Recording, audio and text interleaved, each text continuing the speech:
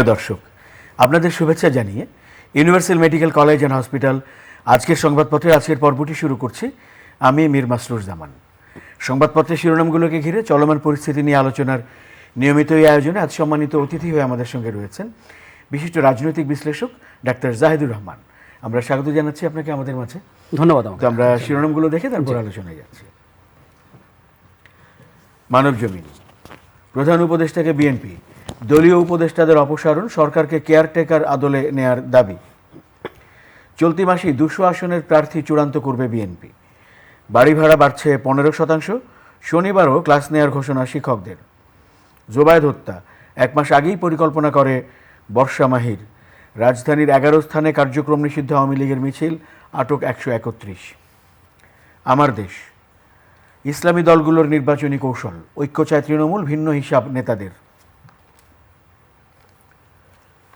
কালবেলা, বিচার আদেশ নিয়ে 9/6 চট্টগ্রাম কাস্টম হাউসে। তত্ত্বাবধায়ক সরকার ব্যবস্থা বাতিলের রায় ছিল রং হেডেড জাজমেন্ট, আপিলের শুনানিতে আইনজীবী। দেশ রূপান্তর, চাপে রাখতে এত কথা, 3 দলই কৌশলে দুষছে একে অন্যকে। সিটি কর্পোরেশন হচ্ছে সাভার। প্রসিকিউটর তামিম বললেন, সেনা কর্মকর্তারা হাজির না হলে পত্রিকায় বিজ্ঞপ্তি। সময়ের আলো, প্রধান উপদেষ্টার সঙ্গে যমুনায় বৈঠক, অন্তর্বর্তীর মধ্যে তত্ত্বাবধায়কের চরিত্র দেখতে চায় বিএনপি। এখনও অজানা প্রকৃত ক্ষতি, বিমানবন্দরের গুদামে আগুন। সচিবালয়ে স্নায়ুযুদ্ধ, গা ছাড়া ভাব প্রশাসনে। ইনকিলাব, ত্রয়োদশ জাতীয় সংসদ নির্বাচনে বিএনপির প্রস্তুতি, নভেম্বরের প্রথম সপ্তাহে প্রার্থী ঘোষণা। পেশাজীবী কর্মচারীরা ফের নামছে মাঠে। খবরের কাগজ, অজ্ঞাত কারণে নিশ্চুপ প্রশাসন, রিকশার চাকায় পিষ্ট সড়কের শৃঙ্খলা। আইএমএফের অসন্তোষ, চ্যালেঞ্জে সরকার। দৈনিক করতোয়া, পাবনা মানসিক হাসপাতাল পাবে আন্তর্জাতিক রূপ। সরকারকে বাস্তবতার নিরিখে সিদ্ধান্ত নিতে হয়েছে, প্রধান উপদেষ্টা। আন্দোলন স্থগিত, আজ ক্লাসে ফিরছেন শিক্ষকরা। আমরা শিরোনামগুলো দেখছিলাম দৈনিক সংবাদপত্রগুলোর। আজ আসলে প্রধান শিরোনাম বিএনপির প্রতিনিধি দল যে মাননীয় প্রধান উপদেষ্টার সাথে যমুনায় বৈঠক করেছেন সেটি, এবং সেখান থেকে যে শিরোনামটি করা হয়েছে সেখানে মূলত উল্লেখ করা হয়েছে দলীয় উপদেষ্টাদের উদ্ধৃতি চিহ্নের ভেতরে অপসারণ করা এবং সরকারকে কেয়ারটেকার সরকারের আদলে আসার দাবি। খুব ইন্টারেস্টিং একটা ডিবেট। আমি দেখলাম এটা নিয়ে খানিকটা কনফিউশন আছে যে এই সরকার কেন কেয়ারটেকার হবে, এটা তো ইন্টারিম সরকার। তাছাড়াও আপনি একটা হেডলাইন পড়েছেন, আপিল বিভাগে শুনানি হচ্ছে ত্রয়োদশ সংশোধনী যে বাতিল হয়েছিল সেটার রায়টাকে চ্যালেঞ্জ করে। মানে এখানে কেন আসছে আমি একটু অন্তর্বর্তী এই সরকারের ব্যাপারটায় পরে আসবো। একটা কৌতূহল আমাদের মধ্যে আছে, ত্রয়োদশ সংশোধনী যখন বাতিল করা হয় তাহলে আপিল বিভাগ, আমাদের সর্বোচ্চ আদালত যদি বলে যে ত্রয়োদশ সংশোধনী বাতিলটা অবৈধ ছিল, এই রায়ের পর তখন প্রশ্ন আসবে, কেউ কেউ বলার চেষ্টা করছেন তাহলে তো আগে যে তত্ত্বাবধায়ক সরকার ছিল, ত্রয়োদশ সংশোধনীতে আমরা তত্ত্বাবধায়ক সরকার এনেছিলাম, সেটা হয়ে যাবে, তাহলে আগামী নির্বাচন কি সেই তত্ত্বাবধায়ক সরকারের অধীনে হবে? মানে এই প্রশ্নের জবাবটা আতঙ্কজনক হবে। কারণ হচ্ছে যদি সেটা হয়, ওখানে লেখা আছে সর্বশেষ অবসরপ্রাপ্ত প্রধান বিচারপতি। তো সর্বশেষ অবসরপ্রাপ্ত প্রধান বিচারপতি জনাব ওবায়দুল হাসান, তিনি না হলে তার আগের জন, মানে সব শেখ হাসিনার সময়কার তার একেবারে দোসর প্রধান বিচারপতিরা। আসলে এখানে যদি এটা অবৈধ ঘোষিত হয়, এটা ত্রয়োদশ সংশোধনে অটোমেটিক সংবিধানে চলে আসবে না। রাদার তত্ত্বাবধায়ক সরকারকে, পঞ্চদশ সংশোধনের রায়েও বলা হয়েছে যে তত্ত্বাবধায়ক সরকার থাকা উচিত হবে। সো আগামী সংসদ আসলে তত্ত্বাবধায়ক সরকার নতুন করে সংবিধানে ঢোকাবে, সেটা নতুন আঙ্গিকে হবে। সেই আলাপগুলো কিন্তু আমাদের ঐক্যমত্য কমিশনে হয়েছে। এখন বিএনপি যেটা বলছে সেই ব্যাপারটা একটু বোঝা যাক। তারপরে এই নির্বাচন ডক্টর ইউনূস সরকারের অধীনেই হবে। এখন কেন কেয়ারটেকারের প্রশ্ন এখানে আনা হলো? আমরা দেখব যে দেশগুলোতে গণতান্ত্রিক ব্যবস্থা উন্নত পর্যায়ে আছে। আমরা ইউরোপ আমেরিকায় যাচ্ছি না, ভারতেও ক্ষমতাসীন সরকারের অধীনেই নির্বাচনটা, মানে সে অধীনে না, নির্বাচন কমিশনের অধীনে হয়। ট্রুলি সরকার তো থেকে যায়, কিন্তু সেই সরকারটা যখন নির্বাচন কাছে চলে আসে তখন ওই সরকারটারই একটা কেয়ারটেকার রূপ তৈরি হয়। কেয়ারটেকার রূপ মানে কি? সেই সরকারটা জাস্ট রুটিন ওয়ার্ক করবে, সে নির্বাচনের সাপোর্ট, নির্বাচন কমিশনকে যা যা লাগে সেগুলো দেবে, এবং সে কোনো পলিসি ডিসিশনে আর ঢুকবে না। আমি ধারণা করি বিএনপি আসলে এই কথাটাই বলার চেষ্টা করেছে যে এখন ঠিক আছে, এতদিন ইন্টারিম সরকার হিসেবে তো এটা তত্ত্বাবধায়ক সরকার ছিল না, সে সংস্কারের মতো বিরাট কাজ করেছে, অনেক পলিসি ডিসিশন নিয়েছে, এখন এই সরকারটা যেন তার রুটিন কাজে ঢুকে যায় এবং নির্বাচনে ফোকাস করা, নির্বাচনের জন্য নির্বাচন কমিশনকে সর্বোচ্চ সাহায্য করা। আর আরেকটা দাবি তাদের আছে, এই দাবি সব পক্ষেরই আছে, কারণ সব পক্ষই বলছে সরকারের মধ্যে সে মানে ধরুন বিএনপি বলছে অন্য দলের প্রতি অনুগত উপদেষ্টা, এনসিপি বলছে, জামাতও বলছে। তো এই দাবিটা এখন এসছে এবং আমার মনে হয় সরকারকে সিরিয়াসলি দেখা দরকার, প্রত্যেকের অভিযোগকে কগনিজেন্সে নিয়ে বাস্তবে এরকম যদি থাকে প্রয়োজনে বেশ কিছু উপদেষ্টাকে বাদ দেয়া এবং প্রয়োজনে আরও কিছু উপদেষ্টাকে যুক্ত করা, করে তাদের এখন ওই যে বললাম যে রুটিন কাজ করে যাতে অন্যদিকে চাপ কম থাকে, ফুল ফোকাস নির্বাচনের দিকে দেয়া, এটা হওয়া আমারও মনে হয় উচিত হবে। আপনি বলছিলেন তত্ত্বাবধায়ক সরকার বাতিল হওয়ার যে রায় সেটাকে চ্যালেঞ্জ করে যে আপিলের শুনানি হচ্ছে, তো সেখানে একটি কথা বলা হয়েছে, আপনি ইঙ্গিতও দিয়েছেন যে এটি যদি ফেরতও আসে রায়ে, সর্বোচ্চ আদালতের রায়ে, তবু এই নির্বাচন তার অধীনে হবে। এটা এভাবে না, এটা এভাবে তত্ত্বাবধায়ক সরকার ফেরত আসবে, কিন্তু তত্ত্বাবধায়ক সরকার ত্রয়োদশ সংশোধনীতে যেভাবে ছিল, মানে উচ্চ আদালত বলে দেবে না ত্রয়োদশ সংশোধনী বাতিল করাটা অবৈধ বলবে, কিন্তু বলে দেবে না ত্রয়োদশ সংশোধনী আবার সংবিধানে চলে এসছে। ওই যে বললাম সংবিধানে চলে আসলে কিন্তু আবারও সেই আমাদের প্রধান বিচারপতি কেন্দ্রিক যে তত্ত্বাবধায়ক সরকার সেটা হবে, এবং এই রকম তত্ত্বাবধায়ক সরকার আমরা অনেক দিন থেকে দেখেছি। এটার কারণেই কিন্তু বিচারপতিদেরকে ম্যানিপুলেট করা এবং বিচার অঙ্গনকে, বিশেষ করে উচ্চ আদালতকে, আপিল বিভাগকে দলীয়করণ করার প্রবণতা ছিল। সুতরাং আমরা ভবিষ্যতে যে তত্ত্বাবধায়ক সরকার নিয়ে আলোচনা করছি, ঐক্যমত্য কমিশনে হয়েছে, দলগুলো মোটা দাগে যতটুকু একমত হয়েছে, তাতে কিন্তু আমরা এই রকম কোনো অপশন রাখিনি। সুতরাং তত্ত্বাবধায়ক সরকার ফিরবে, কিন্তু অবশ্যই এটা ত্রয়োদশ সংশোধনীর মতো করে ফিরবে না। তার কোনো রূপরেখা কি আলোচনা হয়েছে? ঐক্যমত্য কমিশনে হয়েছে, ওই যে একটা কমিটি তৈরি হবে, সব দল মিলে তারা আলোচনা করে ঠিক করবেন, না হলে তারা তাদের পছন্দের নাম দিবেন, অনেকগুলো ধাপ আছে, এটা এখনও চূড়ান্ত হয়নি, কিন্তু এরকম একটা অপশন হবে। সেই ক্ষেত্রে ইট উইল বি ওপেন, যে কেউ আসলে তত্ত্বাবধায়ক সরকার হিসেবে, প্রধান হিসেবে বিবেচিত হতে পারেন। আগে কি ছিল? আগে একদম স্পেসিফিক একজন ব্যক্তি, এবং এটাকে কেন্দ্র করেই বিচারপতিদের বয়স বাড়িয়ে একজনকে প্রধান উপদেষ্টা করার একটা চর্চা 2001-06 সময় বিএনপির উপর এই অভিযোগ করা হয়, এই অভিযোগগুলো ছিল, এবং সেটাকে কেন্দ্র করে কিন্তু আমাদের তত্ত্বাবধায়ক ব্যবস্থা প্রশ্নের মুখে পড়ে রীতিমতো ওখানে 1-11 ঘটে গিয়েছিল। সেই কারণে আমরা সিদ্ধান্ত তখনও নিয়েছি যে বিচার বিভাগ, তখন থেকে আমরা এই কথাগুলো বলতাম, এমনকি ত্রয়োদশ সংশোধনী বাতিলের রায়ে শর্ট ভার্ডিক্টে এটাও বলা হয়েছিল যে দুটো নির্বাচন হতে পারবে, কিন্তু তত্ত্বাবধায়ক সরকারের প্রধান এই ক্ষেত্রে মানে বিচারাঙ্গনকে দূরে রাখা, এটা আসলেই দূরে রাখা উচিত।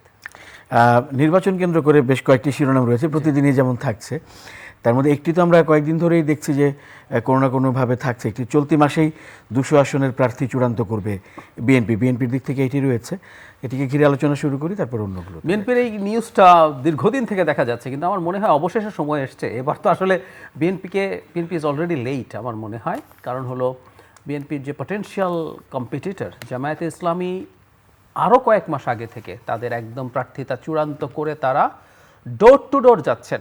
মজার ব্যাপার, তারা একটা লোয়ার হাউসে পিআর লাগবে বলে একটা আন্দোলনও করছেন মাঠে, কিন্তু তাদের ক্যান্ডিডেটরা মানুষের বাড়ি বাড়ি গিয়ে পিআর বোঝাচ্ছেন না, তারা কিন্তু তার জন্য এবং তার মার্কার জন্য ভোট চাইছেন। সুতরাং ওরা যথেষ্ট অ্যাক্টিভলি কাজ করছে। বিএনপি অলরেডি লেট, আমার মনে হয় হ্যাঁ খুব সহসাই তারা এটা করবেন। 200 না, তাদের আসলে আমার মনে হয় আর কি এটা একেবারে পুরোপুরি ঘোষিত হয়ে যাওয়া উচিত। আমি ধারণা করি সিদ্ধান্ত হয়ে গেছে, তবে হ্যাঁ বিএনপির মতো বড় দলগুলোতে একটা প্রবলেম আছে, বা যেটা খুব স্ট্রাকচার্ড না, প্রার্থিতা ঘোষণা করা হয়ে গেলে বিদ্রোহী প্রার্থী অনেকে দাঁড়িয়ে যায় কিনা, তাদেরকে কিভাবে নিয়ন্ত্রণ করবেন, সম্ভবত এই অভ্যন্তরীণ ম্যানেজমেন্টগুলো করতে সময় যাচ্ছে, কিন্তু দেরি করা ঠিক হবে না মনে হয়। ইসলামী দলগুলো নিয়ে আপনি বলছিলেন তাদের প্রস্তুতি বিষয়ে, ঐক্য চায় তৃণমূল, ভিন্ন হিসাব নেতাদের, এটা হচ্ছে ইসলামী দলগুলোর নির্বাচনী কৌশল সম্পর্কে বলা হয়েছে। আমি নিশ্চিত নই, মানে এখানে আমি নিউজের ভেতরে তৃণমূলও কতটা চাইবে, ওই ইসলামী দলগুলো একটা বিরাট ঝুঁকি আছে, ঝুঁকিটার কথা আমি একটু বলি। মানে আমাদের সমাজে ইসলাম শব্দটা, ইসলাম খুব মনোলিথিক না, ইসলামের ইন্টারপ্রিটেশন এক একটা দল রাজনৈতিক, মানে ইভেন ইসলামের ইন্টারপ্রিটেশন ধর্মগুরুরাও এক একজন এক এক রকমভাবে করেন, এবং কিছু কিছু জায়গায় তাদের মধ্যে সিরিয়াস কনফ্লিক্ট থাকে। রাজনৈতিক দলগুলোর মধ্যে কিন্তু চরম মাত্রার বিভেদ আছে। যেমন ধরুন এই মুহূর্তে ইসলামী দলগুলোর মধ্যে যাদের ভোট সবচেয়ে বেশি জামায়াতে ইসলামী, তারপরে মোটামুটি ভোট আছে ইসলামী আন্দোলনের। কিন্তু এই যে ইসলামী আন্দোলন বাংলাদেশেরই সর্বোচ্চ নেতাদের, মানে পীরদের খুবই কঠোর মন্তব্য আছে জামায়াতে ইসলামীর বিরুদ্ধে, কঠোর মন্তব্য, মানে তারা ইসলামের পুরো বিপক্ষে বিরুদ্ধে এই ধরনের মন্তব্য আছে। এখন সমস্যা হচ্ছে তৃণমূলেও এই কথাগুলো তারা দীর্ঘদিন তাদের বয়ানে বলেছেন, তাদের সভায় বলেছেন, জনসভায় বলেছেন। তৃণমূলও কতটা একত্র হতে পারবে আমি আসলে নিশ্চিত নই, কিন্তু তারা যে চেষ্টাটা করছেন সেই চেষ্টাটা করতে পারলে তাদের দিক থেকে একটা পজিটিভ সম্ভব যে আসলে সব ইসলামী দল ওনাদের সাথে কিন্তু আরও যদি সম্ভব হয় দুটো দলের সাথে খেলাফত মজলিস এবং বাংলাদেশ খেলাফত মজলিস আছে, নেজামে ইসলামী আছে, সবাইকে যদি এক ধরনের একটা ঐক্যবদ্ধ ইসলামী জোট এরকম যদি মনে করা যায়, দেখানো যায়, সেই ক্ষেত্রে সেটা নির্বাচনে ইম্প্যাক্ট ফেলা সম্ভব হতে পারে। কিন্তু ওই যে বললাম দীর্ঘকালীন তাদের যে দ্বন্দ্ব সংঘাত আছে সেটাকে উতরে তারা একত্র কতটা হতে পারবেন প্রশ্নের মুখে আছে।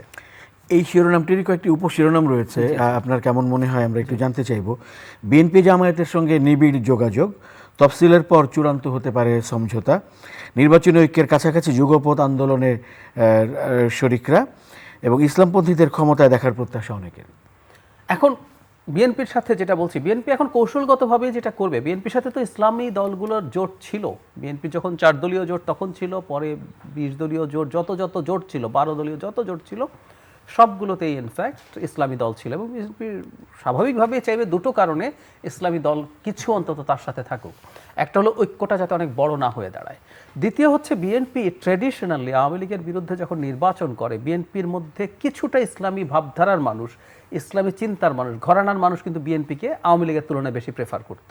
এখন আওয়ামী লীগের অ্যাবসেন্সে একটা ক্যাম্পেইনের চেষ্টা আছে যে বিএনপি তো আওয়ামী লীগ হয়ে গেছে, বিএনপি যেহেতু এখন মুক্তিযুদ্ধের কথা বলে, সে আওয়ামী লীগ হয়ে গেছে, সে কারণেই বিএনপিকে আসলে তার সাথে 2-3টে ইসলামী দল রাখা, তাদেরকে কিছু সিটের সমঝোতা করা, তাদেরকে পার্লামেন্টে আনা, বিএনপির জন্য এটা রাজনৈতিক কৌশলে পরিণত হয়েছে। সুতরাং এখানে যারা আছেন তাদের কেউ কেউ যদি এই বিবেচনা করেন যে ইসলামী জোটের মধ্যে থেকে আমি যদি জিততে না পারি, তুলনায় যদি বিএনপির সাথে আমি থাকি এবং ধানের শীষ মার্কা নিয়ে, একটু বলা ভালো নির্বাচন কমিশন বলেছে এবার জোট সঙ্গীরা ধানের শীষ মানে অন্য দলের মার্কা নিতে পারবে না, কিন্তু আমি শুনেছি যে এটা সম্ভবত প্রতিবাদ হয়েছে এবং সম্ভবত এটা থেকে যাবে, মানে পারবেন। তো তারা যদি মনে করেন ধানের শীষ নিয়ে তারা নির্বাচন করে পার্লামেন্টে যেতে পারেন, এই ট্রেড অফ, এই ডিল, এগুলো ফেয়ার গেম, ইলেকশনে এগুলো আনফেয়ার কিছু না। সুতরাং বিএনপির দিকে চলে যাওয়ার সম্ভাবনা আছে। আর সাবহেডিং আরেকটা কথা যেটা বলা হয়েছে যে মানুষ দেখতে চান, আবার অনেক মানুষ দেখতে চান না, মানে এটা খুব মানে সোজা সাপটা কথা। আমি এখনও একটা জিনিস মনে করি ব্যক্তিগতভাবে, এটার একটা প্রমাণও আমি দিতে পারি। বাংলাদেশের মানুষ এখনো ইসলামের রাজনীতি করা কাউকে ক্ষমতায় দেখতে চায় অনেক মানুষ, আমার মনে হয় না। আমি আপনাকে একটা প্রমাণ দিতে পারি। জামায়াত ইসলামী যে নির্বাচনে ক্যাম্পেইন করছে, সে কি অনেক ইসলাম আনছে? ওকে ইসলামী শরিয়া করবে? বলছে না। আমি ইসলামী শরিয়া আইন কায়েম করব। ওনাদের নেতারা বলেন, আমার সাথে টকশোতে বসে বলেছেন, রাদার আমি বেকারত্ব দূর করব, আমি দুর্নীতি মুক্ত করবো। এগুলো তো যে কোনো টিপিক্যাল দলের কথা। ডাকসু নির্বাচনে ইসলামী ছাত্র শিবির, জামায়াত ইসলামী ছাত্র সংগঠন নামে ইসলামী আছে, তাদের 36 দফা ইশতেহার ছিল, আমি পড়েছি, যেহেতু আমি একটা কলাম লিখেছি। কোথাও তারা ইসলামকে এনে কোনো কথা বলেননি, সব ওয়েলফেয়ারের কথা। বা ছাত্রদেরকেও তারা আকৃষ্ট করেছেন, তাকে পানি দিয়েছেন, তার কোচিংয়ে সাহায্য করেছেন, তাকে মেসে থাকার ব্যবস্থা করে দিয়েছেন, এসব করেছেন। ওয়েলফেয়ার, তার মানে জামায়াতে ইসলামী নিজেও বুঝতে পারছে ইসলামকে সামনে এনে ভোট চাইলে সম্ভবত সেটা খুব বেশি এফেক্টিভ হবে না। সেজন্য অনেক মানুষ ইসলামী ভাবধারার দলকে বা ইসলামী ভাবাদর্শ বা ইসলামী শরিয়া কায়েম করবে এরকম দলকে নির্বাচনে ক্ষমতায় আনতে চাইবে, আমার কাছে এই দাবিটা সঠিক মনে হয় না। কারণ আমি তো সোফার দেখছি, একটা দলও কি বলছে, ধরুন ওনারা আছেন, ইসলামী আন্দোলন আছেন, যথেষ্ট তাদের সমর্থক আছে, বড় বড় জনসভা করছেন, কাউকে কি বলতে দেখছেন যে আমরা ইসলামী শরিয়া আইন কায়েম করব যদি ক্ষমতায় আসি? বলছে না। বাকযুদ্ধের মতো ব্যাপারও তো প্রায় প্রতিদিনই দেখা যাচ্ছে। এরকম একটি শিরোনাম হচ্ছে চাপে রাখতে এত কথা, 3 দলই কৌশলে দুষছে একে অন্যকে, যেটি আমরা শিরোনামে বলেছিলাম। মির্জা ফখরুলের বক্তব্যটি এমন, গণঅভ্যুত্থানের ঐক্য রাজনীতিবিদরা হারিয়ে ফেলছেন। গোলাম পারোয়ার জামাত নেতা, তার বক্তব্য জন্ম নিয়েই বাপের সঙ্গে পাল্লা দিতে যেও না, তরুণদের উদ্দেশ্যে বলা। আবার তরুণদের প্রতিনিধি এনসিপির নেতা সামান্তা শারমিন বলছেন জামায়াত আওয়ামী লীগ মুদ্রার এপিঠ। মানে এখন কতগুলো খুব ইন্টারেস্টিং ডিবেট আছে, এগুলো খুবই স্বাভাবিক আমাদের মতো দেশগুলোর গণতন্ত্রে। দলগুলো পরস্পরকে চাপে রাখতে চাইছে এক, আবার দলগুলো সরকারকেও চাপে রাখতে চাইছে। মানে সরকারের মধ্যে এটা আছে, সরকারের উপদেষ্টারা ওখানে হচ্ছে পালানোর জন্য সেফ এক্সিট খুঁজছে, ওদের কল রেকর্ড আছে আমার কাছে, আমি করে দেবো। ওখানে দলের লোক আছে, এই যে সরকারকেও চাপে রাখা চলতে থাকবে কারণ নির্বাচন সামনে। আর এখন যে কাজটা করার চেষ্টা করা হচ্ছে, দলগুলো পরস্পরের প্রতি স্বাভাবিকভাবে, এটা খুব অস্বাভাবিক ব্যাপার না, যেহেতু সাম্প্রতিক সময়ে বিএনপি জনাব মির্জা ফখরুলের মন্তব্যটা অনেকটা জেনারেলাইজড, কিন্তু আমরা খেয়াল করেছি এনসিপি প্রধান জনাব নাহিদ ইসলামের একটা ফেসবুক স্ট্যাটাসকে কেন্দ্র করে জামায়াত এবং এনসিপির বেশ কঠোর বাকযুদ্ধ শুরু হয়েছে, বেশ কঠোর, এবং এটা হয়তো অবধারিতই ছিল বা এটা অনুমেয়ই ছিল, এরকমই হওয়ার কথা ছিল। তো খুব স্বাভাবিকভাবে এটা আছে, এটা চলবে, কারণ আমাদের মতন দেশের রাজনীতিতে খুব স্বাভাবিকভাবে নিজে ভালো কি করবে, নিজের কর্মসূচি কি আছে সেটার কথা তো তারা বলবেনই, একই সাথে আমাকে কেন অন্য দলের তুলনায় তুমি পছন্দ করবে সেই জন্য অন্য দলের সমালোচনাও করতে হবে, সেই জন্য পরস্পরকে এইভাবে আক্রমণ করছেন, এটা স্বাভাবিক। শিক্ষকদের আন্দোলন নিশ্চয়ই পর্যবেক্ষণ করছিলেন, এটি শেষ অবধি সমাধানের দিকে গেছে। এখন শিক্ষকরা ক্লাসে ফিরবেন এবং তারা বলেছেন শনিবারও ক্লাস নেওয়ার ঘোষণা দিয়েছেন তারা। বাড়ি ভাড়া 15% বাড়ছে। শিক্ষকদের যে টাকা পয়সা, যে ধরনের পেমেন্ট দেওয়া হয়, আমরা বেতন ভাতা, এটা খুবই নগণ্য, এটা নিয়ে আমার দ্বিমত নাই, কিন্তু তারা, আমার ব্যক্তিগত অপিনিয়ন, তাদের এই আন্দোলনটা এই সময় করা নিয়ে আমার মতভিন্নতা বা মতদ্বৈততা ছিল। আমাদের নির্বাচন সামনে রেখে আমাদের এই সময়কার সরকারটা বা সামনের সময়টা কিন্তু খুব স্মুথ না।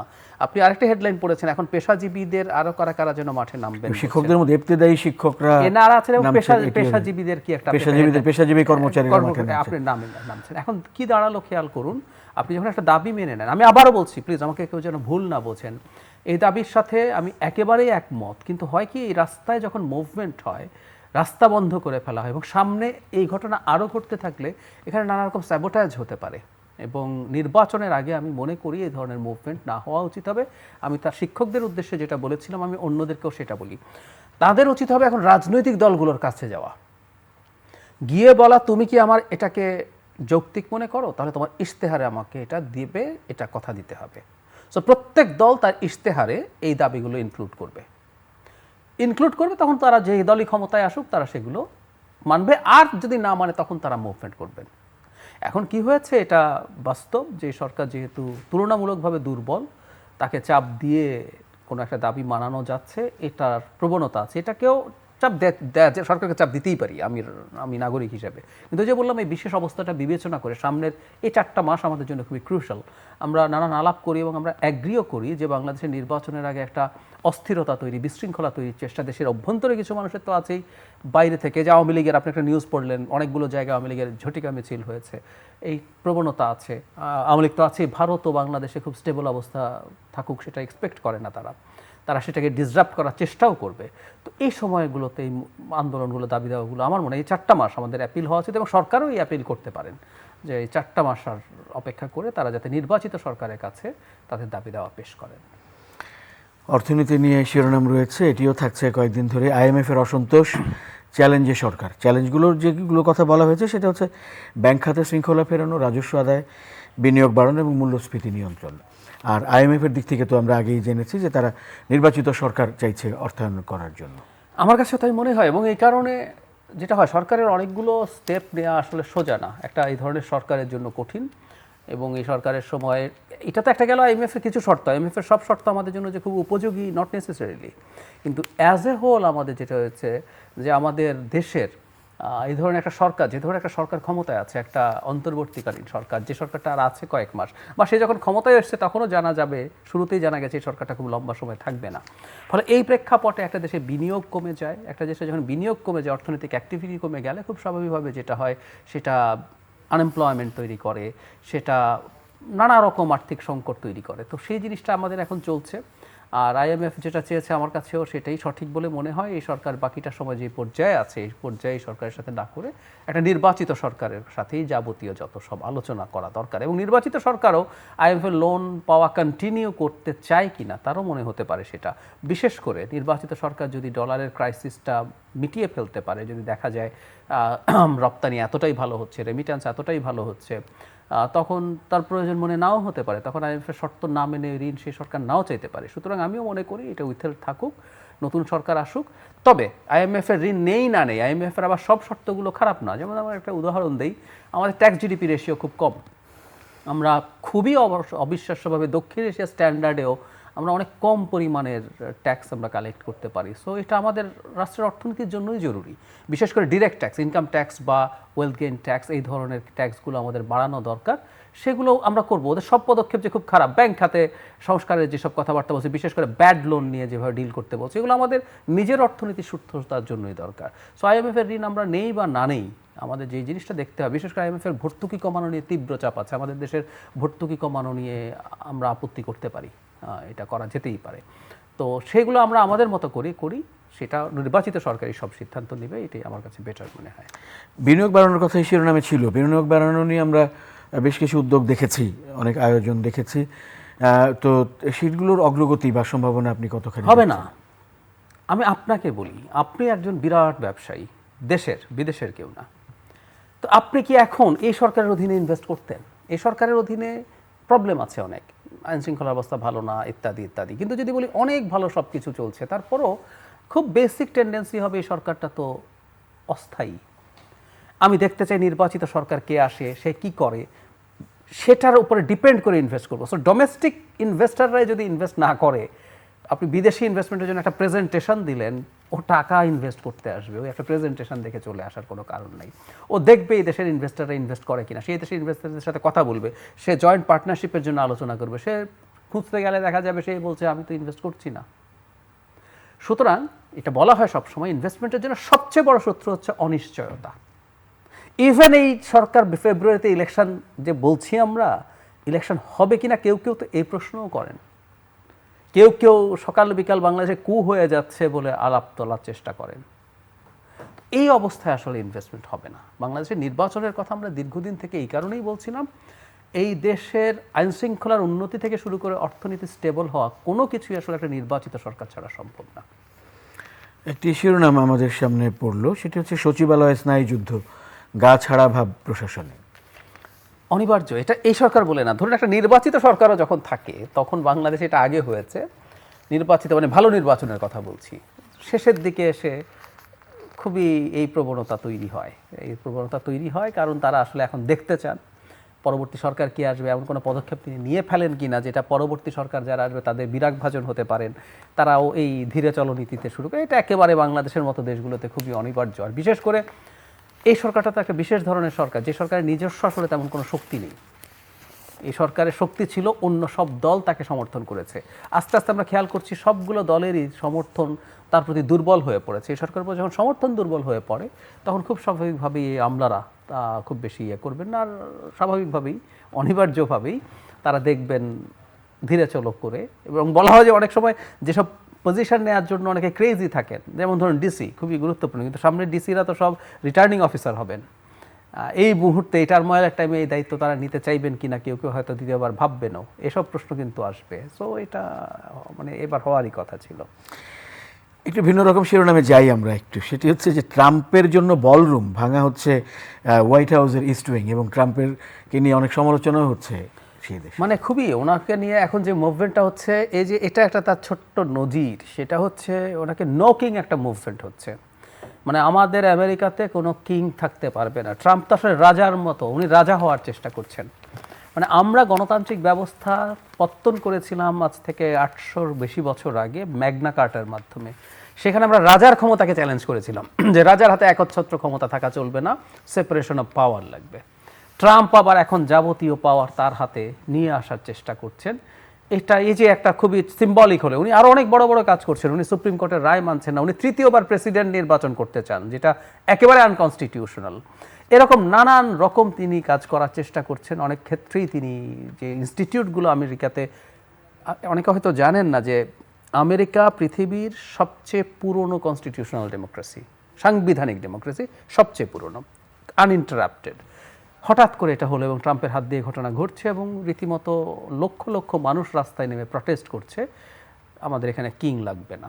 এবং এটা একটা চমৎকার নজির যে কীভাবে উনি কিং হয়ে উঠতে চাইছেন। আমরা আশা করি আমেরিকার জনগণ তার এই প্রবণতাকে ঠেকাতে পারবে। তো একটা ভয়ের দিকও আছে। ট্রাম্পের এই প্রবণতা কিন্তু শুধু ট্রাম্পের না, ঘটনাচক্র এটা গ্লোবাল ফেনোমেনন। এই রাইটিস্ট পপুলিস্ট যে এক ধরনের, এবং ফ্যাসিস্টও তারা আসলে মানসিকতার উত্থান ইউরোপের মাটিতেও হচ্ছে। সো গ্লোবাল ফেনোমেনন, এটা খুবই অ্যালার্মিং। দেশে দেশে আমরা সামনে এই দুটো চিন্তার, এই দুটো পলিটিক্যাল ফিলসফির সংঘাত দেখতে পাবো। অনেক অনেক ধন্যবাদ ডাক্তার জাহিদুর রহমান আজকে আমাদেরকে সময় দেওয়ার জন্য। ধন্যবাদ। প্রিয় দর্শক, আপনাদেরও ধন্যবাদ সঙ্গে থাকার জন্য।